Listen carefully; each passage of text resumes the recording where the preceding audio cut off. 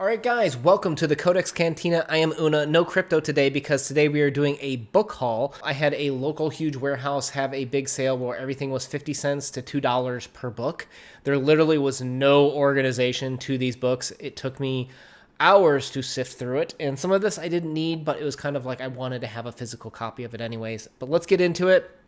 First one that I have is Siddhartha by Hermann Hesse, if I'm pronouncing that correct. Probably not. But this is definitely a classic I have yet to check out. I really don't know much about it other than it's one of those classics, and I want to find out, I want to read more and kind of expand my horizon. So I was recommended to check out that book by many people. The next two are by one of my favorite authors. These actually complete my collection. So I have all of his works now, from short stories to novels, but I picked up A Farewell to Arms by Ernest Hemingway, as well as The Sun Also Rises by Ernest Hemingway. I have read this one already, but I haven't read the Farewell to Arms, so I'm looking forward to checking that out. I do think I want to try to ask Crypto to see if he wants to kind of break this one down. I think this would be a good one, and I definitely wanted the physical book to check it out this time because I actually own it on Kindle right now. Speaking of people Americans lost in France that don't belong there technically, but are trying to find themselves after World War II, F. Scott Fitzgerald and the Last Tycoon. I know nothing about this other than I like Fitzgerald. I like a lot of the writing of this time. It was $2, so I decided to get it. We'll see if we do a breakdown of this one, but I think that one would be a nice quick read. These next two I picked up because I checked out our library and we don't have short story collections from these authors. And as you guys know, we're big fans of the short stories here. They're very nice to kind of consume and break down. But I've got Mr. Kipling's short stories, a nice thick modern library interpretation of it, as well as America's favorite little Roald doll here.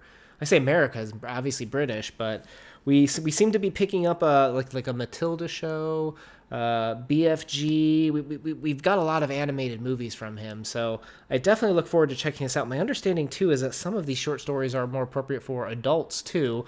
I haven't looked to see what the breakdown is. It's a pretty thick book.